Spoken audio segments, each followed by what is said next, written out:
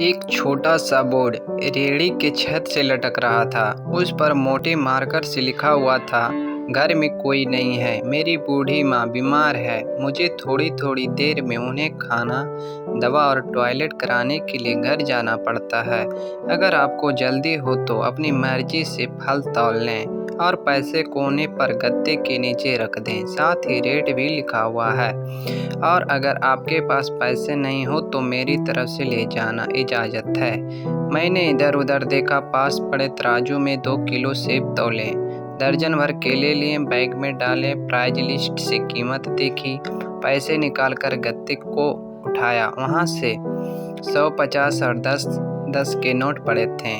मैंने भी पैसे उसी में रखकर उसे ढक दिया, बैग उठाया और अपने फ्लैट पे आ गया। रात को खाना खाने के बाद मैं और भाई उधर निकले तो देखा एक कमज़ोर सा आदमी, दाढ़ी आधी काली आधी सफ़ेद, मैले से कुर्ते पजामे में रेहड़ी को धक्का लगाकर बस जाने ही वाला था। वो हमें देखकर मुस्कुराया और बोला, साहब फल तो ख़त्म हो गए। नाम पूछा तो बोला, सीताराम। फिर हम सामने वाले ढाबे पर बैठ गए। चाय आई, कहने लगा, पिछले 3 साल से मेरी माता बिस्तर पर है, कुछ पागल सी भी हो गई है और अब तो फालिज भी हो गया है। मेरी कोई संतान नहीं है, बीवी मर गई है, सिर्फ मैं हूँ और मेरी माँ है। माँ की देखभाल करने वाला कोई नहीं है, इसलिए मुझे हर वक्त माँ का ख्याल रखना पड़ता है। एक दिन मैंने माँ का पाँव दबाते हुए बड़ी नरमी से कहा, माँ, तेरी सेवा करने को तो बड़ा जी चाहता है, पर जेब खाली है और तू मुझे कमरे से बाहर निकालने नहीं देती। कहती है तू जाता है तो जी घबराने लगता है। तू ही बता मैं क्या करूं? अब क्या गले से खाना उतरेगा?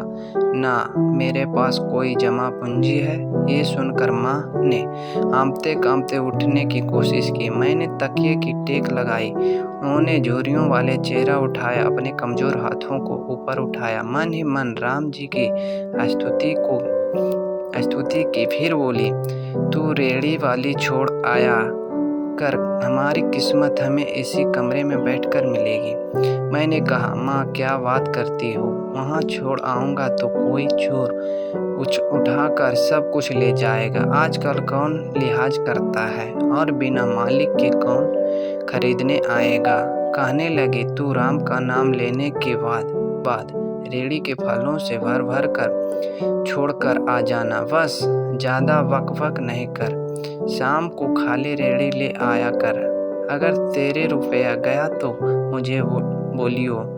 2.5 साल हो गए हैं भाई, सब सुबह रेहड़ी लगा आता हूँ, शाम को ले जाता हूँ। लोग पैसे रख जाते हैं, फल ले जाते हैं, एक ठेला भी ऊपर नीचे नहीं होता, बल्कि कुछ तो ज़्यादा भी रख जाते हैं।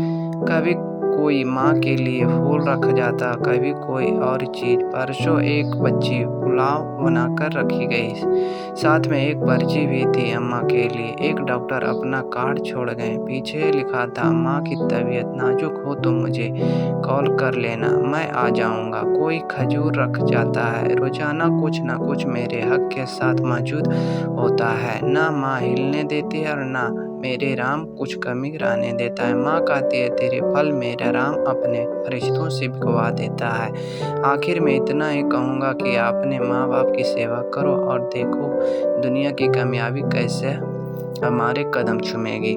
इस वीडियो से आपको क्या सीख मिली दोस्तों, कमेंट करके ज़रूर बताएं और हमारे चैनल पर नए हैं तो चैनल को लाइक और सब्सक्राइब ज़रूर करें। Thanks for watching.